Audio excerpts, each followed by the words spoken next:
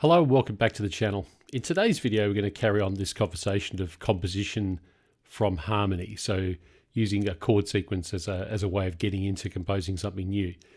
In the last video we looked at this idea of diatonic triads where we produced a C major scale, in this case in red here on the screen, and we pulled out the diatonic triads, the chords that are built up off of each step of the scale. And you'll notice that all of those chords start on a successive step of the scale and only contain the notes within that scale. What that gives us is a bunch of chords that we can pretty much put in any order and they will kind of work.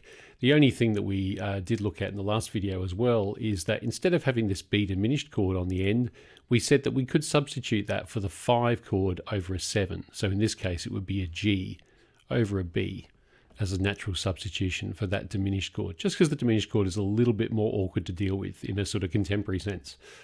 Okay, so to go down the journey of borrowed chords, one of the first things we have to do is look at the idea of a parallel scale. Now, if any of you have heard of a relative scale, so for example, there's a relative minor scale of C major, which is the A minor scale. If we look at C major, it uses all of the white notes between C and C. And the natural minor scale of A minor also uses all the white notes, but it starts on A. So it's the same scale in effect, it's using the same notes, it's just starting in a different place. So a parallel scale is not exactly the same.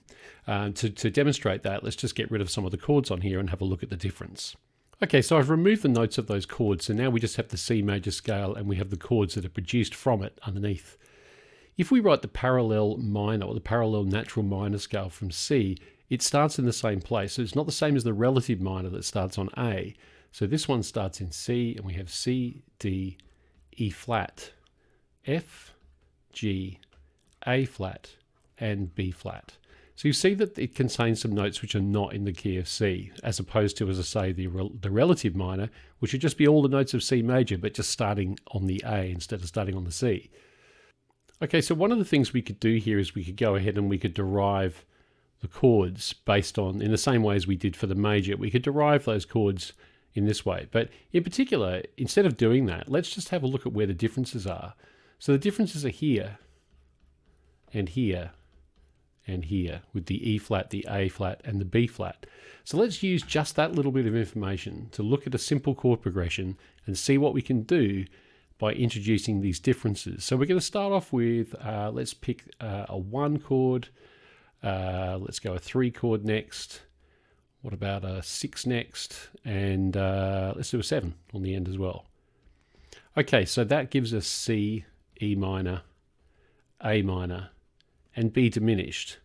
Now, in the last session on diatonic chords and how you can compose from them, one of the things we did do is we substituted the diminished chord for the 5 chord over the 7th bass note. So that would end up being C, E minor, A minor, G over B. So let's go with that one to start off with. So let's move everything up a little bit so we've got a bit more room here. So the chord progression we're going to start off with is this one here. C, E minor, A minor, G over B. So that would sound a little bit like...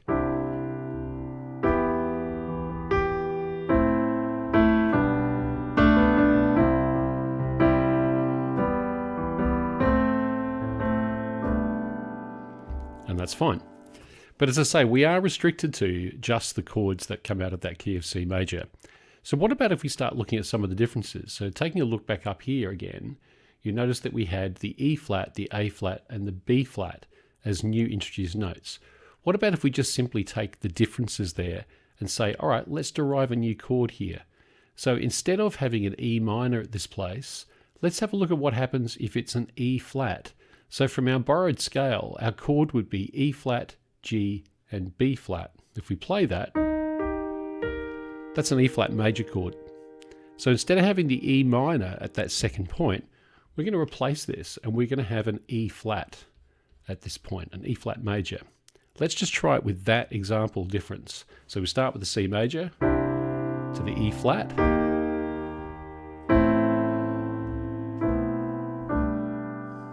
Slight error at the end there. Let's play that again.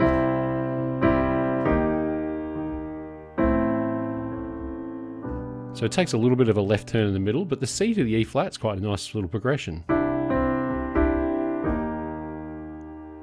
So what about if we carry that idea on? What if we said, instead of having our A minor chord here, let's have a look at what happens in the relative, sorry, not the relative scale, but the parallel scale. So the parallel scale would give us an A flat, C, and E flat. Put those together, and we get an A flat major chord. So let's put that at this spot here, A flat major. And while we're at it, let's carry on. Let's get rid of the substitution that we used here and go back to the raw B diminished.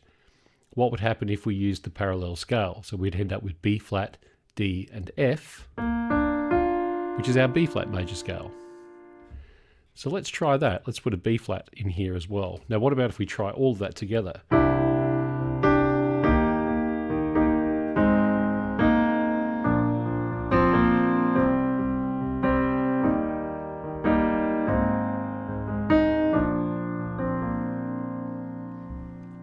Very similar to a popular tune that I won't name for fear of copyright strikes and whatever. But yeah, there's a quite successful tune, I believe in the 90s it was written, which uses that exact chord sequence. But anyway, the upshot of it is that we've now increased the palette of chords we have to choose from just by substituting the differences, just looking at where those differences lie. So in the case of here, let's play the original progression, C major, E minor, A minor, let's take G over B, and again.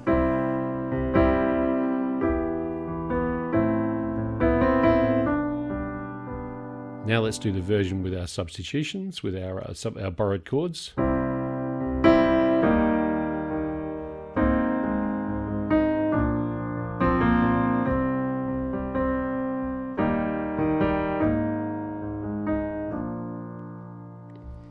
So that's taking a sort of formal approach to borrow chords, of just literally looking at chords that fall out of that particular scale. One of the things you can do though, and this is not really a sort of true technical description of what a borrowed chord is, but it's to substitute any minor chord for a major chord or any major chord for a minor chord. So let's do a different example, or just we'll wipe the board clear and come up with a new one. Okay, so I've wiped the board clean now. We just have our original C major scale and our chords derived from our diatonic triads. Let's use the same progression we used before. So we have a 1, 3, what was it? It was 1, 3, 6, and 7. I'm going to use the 7 over the 5. So that'll be the G over B instead of the diminished chord, just to keep it in a sort of more contemporary style. So that gives us our C, our E minor, our A minor, and our G over B. Now, one of the things we can do is, instead of sort of adhering to the strict parallel minor scale and deriving the chords out of that, it's just literally to look at anywhere there's a minor chord and substitute it for a major, or anywhere there's a major and substitute it for a minor. So for example, here in this progression, what about if we change this to be C, E major, A minor, G over B? Let's have a listen to that. So we've got the C, E major, A minor, to G over B. That's quite nice. There's a reason why, which we'll come to in a second. But let's go one step further and say, what about if we put the A major in here as well? So let's do that again. So we've got a C, to an E major, to an A major. It's probably not quite as strong. Let's have a listen again.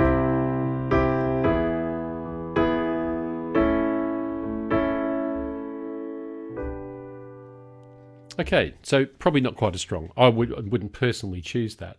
But certainly that first one where we substituted for the E major is quite nice. Now I want you to have a look at the voice leading here. We talked about voice leading before, and voice leading in essence is if you're moving from one chord to another, thinking about where those notes have to go. Jacob Collier describes this really, really well, is that every note sort of has to have a journey. It has to have a place to go. If you look after all the individual notes and make sure they go to logical places, it gives you very satisfying harmony.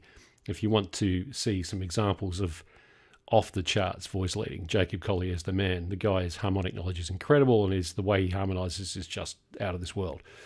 But in essence, this is exactly what's happening here. So if we look at our C major chord, have a look at that G at the top. It's going to move to the G sharp for the E chord, which is going to move to the A for the A minor, which is going to move to the B for the G over B. So one of the reasons this sounds kind of nice is because of that little movement through the harmony.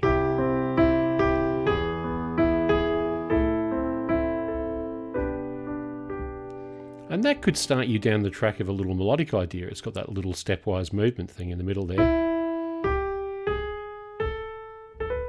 So that could be a melodic idea that comes out of that harmony. Anyway, in a nutshell, that's what borrowed chords are. It's literally just that ability of, first of all, taking the parallel minor scale. So in this case, this would become a C flat minor, natural minor scale, which means the E flat, the A flat, and the B flat creep in. And it means it gives us some different options. This chord here becomes an E flat major chord. This chord becomes an A flat major chord, and this chord becomes a B flat major chord. It just increases the palette a little bit. But most importantly, when you're sort of experimenting with this, have a look at that note movement. What's happening within the chords? When we move from one chord to another, when you find a progression that kind of works in your ear, I guarantee you there's a nice little semitone or tone movement. Normally semitones. Semitones are probably the most satisfying form of voice leading. If you can move by semitone, generally ends up being pretty strong. Okay, so that basically wraps up the borrowed chord idea. Don't forget to please like the channel. It sort of helps with the algorithm. Subscribe if you haven't already. By all means, get involved in the conversation in the comment section. And there's also a Discord community, which I'm trying to get up and running. Very small and fledgling at the moment, but it'd be great to see some more of you there. So please feel free if you've got any direct questions or just want to get involved in a discussion at any level. We're all learning. You know, I'm a teacher, but I'm also a student. I learn every day. So yeah, get involved in that conversation and maybe pick up some things to help you along with your music. In the next video, we're going to look at a third concept or a third way of using chords as a method into composition. And this is quite different. This sort of throws all of the theoretical rules out of the window and gets you thinking slightly left field.